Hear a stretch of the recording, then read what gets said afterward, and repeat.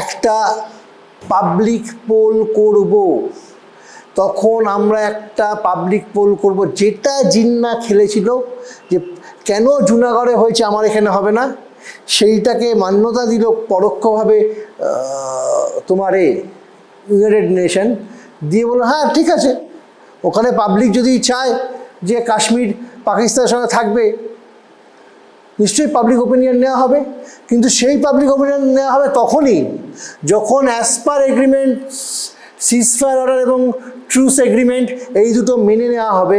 এই দুটো এগ্রিমেন্ট মেনে যখন কাশ্মীর পুরো শান্ত হয়ে যাবে, কাশ্মীরে কোনো পাকিস্তানি আর্মি থাকবে না, কোনো বাইরের লোক, আমরা যেটাকে এখন সন্ত্রাসবাদী জেহাদি বলি সেটা তো ইউএন মিশন বলতে পারে না, বাইরের লোক থাকবে না, শুধু কাশ্মীরেরা থাকবে, তখনই একমাত্র শান্ত কাশ্মীরে মানুষের কাছ থেকে ওপিনিয়ন নেওয়া হবে।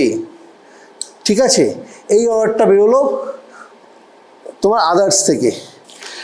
জওহরলাল নেহরু কিন্তু শুধু তো একটা দেশ তো শুধু একটা আদর্শ দিয়ে, একটা সততা দিয়ে, নীতি দিয়ে চলে না, তার মধ্যে কূটনৈতিক এবং রণকৌশল, রাজনীতির রণকৌশল থাকলে সেই দেশ ডেভেলপমেন্ট করা খুব শক্ত। আমি আগেই বলি জওহরলাল নেহরু কিন্তু খুব সুন্দরভাবে কূটনীতির চালে চ্যাপ্টার 6-এ কমপ্লেনটা করেছিল বলে একটা জায়গায় আমরা আসতে পারলাম। যদি চ্যাপ্টার 7-এ করতো, ঠিক আছে, তাহলে আমরা কিছু করতে পারতাম। আমরা যদি এখন চ্যাপ্টার 6-এ আমরা এখন এই যে পাকিস্তান সন্ত্রাসবাদীরা আমাদেরকে মারলে আমরা পাল্টা মারছি, আমরা পাল্টা প্রোটেকশনের জন্য, আমাদের নিজেদের প্রোটেকশনের জন্য আমরা পাল্টা মিসাইল ছুটছি, হ্যাঁ, কেন করতে পারছি? আমরা চ্যাপ্টার 6টাকে হাতিয়ার করেই কিন্তু আজকে আমরা এই লড়াইটা লড়ছি। চ্যাপ্টার 7-এ যদি কোনো রায় হয়ে যেত তাহলে আমরা কিছু মানতে পারতাম না। ক্লিয়ার? তো সেই জন্য জওহরলাল নেহরু যে সবসময় আমরা বলা হয় যে ওনার জন্য এরকম হয়েছে অনেক, সবসময় সব কিছু বললে হয় না, কারণ পরিস্থিতি যিনি চালান দেশ, আজকে মোদি চালাচ্ছেন, মোদি পরিস্থিতি বুঝে যুদ্ধবিরতি করেছেন 2 দিনের জন্য, তারপরে কি করবেন সেটা ওনার বিচক্ষণতার পরিচয় ওনাকেই দিতে হবে, কারণ এতগুলো মানুষের জীবন ওনার ওপর দাঁড়িয়ে আছে। ঠিক তখন জওহরলাল নেহরুর উপর তাই ছিল। ঠিক আছে, পাশাপাশি জওহরলাল নেহরু একটা জিনিস জানতেন, এটা খুব ভাইটাল পয়েন্ট, এই চ্যাপ্টারের এই প্যারাটা তোরা একটা প্যারা করে লিখে রাখতে পারিস, যে জওহরলাল নেহরু একটা জায়গায় খুব পরিষ্কার ছিলেন যে লে লাদাখের মানুষ ভারতের সঙ্গে আসবেই, তাই তো? লে লাদাখে বৌদ্ধ ধর্মের মানুষ বেশি, তারা কাশ্মীরের সাথে তারা পাকিস্তানের সাথে যাবে না, ইসলামিক স্টেটের দিকে যাবে না, ফলে লে লাদাখ আসবেন, এটা জওহরলাল নেহরু জানতেন। যেহেতু উনি কাশ্মীরি পণ্ডিত পরিবারের ছেলে ছিলেন এবং ওনার কাশ্মীরে প্রতি ওনার দুর্বলতা ছিল, ফলে এই ইকুয়েশনগুলো উনি বুঝতে পারতেন। জম্মুতে হিন্দুর সংখ্যা বেশি, মেজরিটি হিন্দু,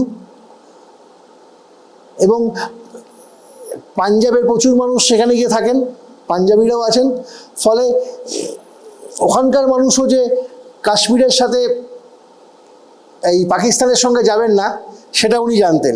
পাশাপাশি ওনার বন্ধুস্থানীয় শেখ আবদুল্লার ওপরও ওনার একটা ভরসা ছিল, কারণ শেখ আবদুল্লাহ যা বলবেন সেটা উনি শুনবে, মানুষ শোনে ওখানকার মানুষ। তো শেখ আবদুল্লাহ যদি ম্যানেজ করে নিতে পারে যে ভাই আমরা ভবিষ্যতে শান্ত হয়ে গেলে, ঠান্ডা হয়ে গেলে আমরা ভোট হবে, ভোটে আমরা ইন্ডিয়াতে থাকার পক্ষে রায় দেবো, তাহলে সেটা ইজি হয়ে যাবে। তো এই একটা ছক মাথায় নিয়ে চলছিল জওহরলাল নেহরু। এবার যে সিজফায়ারটা হলো এবং ট্রুস এগ্রিমেন্ট হলো, এতে ক্ষয়ক্ষতি কীরকম হলো, ক্ষয়ক্ষতি যদি একটা হিসেব সেই সময় আমরা পেয়েছিলাম ইতিহাসে, ইন্টারনেট খুললে বা যারা এক্সপার্ট যারা লিখেছে সেই লেখাতে যেটা আছে, পাক আর্মির 4000 সোলজার মারা গেছিল, পাক আর্মির 4000 সোলজার মারা গেছিল এই যুদ্ধ, যে যুদ্ধটা হয়েছিল। যে কন্টিনিউ যুদ্ধটা হলো সেই যুদ্ধে পাক আর্মির 4,000 সোলজার মারা গেছিল, ইন্ডিয়ান আর্মির প্রায় 1,100 সৈনিক মারা গেছিল। এইবারে যখন এটা পুরোটা হয়, এই যে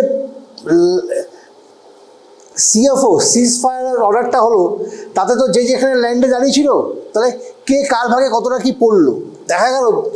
লাইন অফ কন্ট্রোল যখন ভাগ হলো, এলওসি যখন হলো, তখন দেখা গেল যে 35 পার্ট অফ কাশ্মীর, মানে 1/3 পাকিস্তানের কাছে চলে গেল, বাকি 3 ভাগ ইন্ডিয়ার কাছে রইল। 35খানা পার্ট, কাশ্মীরের 35টা পার্ট এখনো পর্যন্ত স্টিল টুডে যখন তাদের ক্লাস চলছে, কাশ্মীরের পাকিস্তানের কাছে আছে। ঠিক আছে, যেটাকে বলা হচ্ছে, আমরা যেটাকে বলি পাক অধিকৃত কাশ্মীর, যেটাকে আমরা বলি বাংলায় বলি পাক অধিকৃত কাশ্মীর, এটাকে আমরা বাংলায় বলি পাক অধিকৃত কাশ্মীর, ইংরেজিতে বলা হয় পিওকে, পাক অকুপাইড কাশ্মীর, পাক অকুপাইড কাশ্মীর। এই পাক অকুপাইড কাশ্মীরকে নেওয়ার জন্যই আজকে আমরা আপ্রাণ চেষ্টা করে যাচ্ছি। আমরা এখনও ইন্টারন্যাশনাল লেভেলে, ন্যাশনালি আমরা মুভমেন্ট করছি যাতে পিওকে আমাদের মেন ল্যান্ডের সাথে, ইন্ডিয়ার সাথে আবার আমরা নিয়ে নিতে পারি।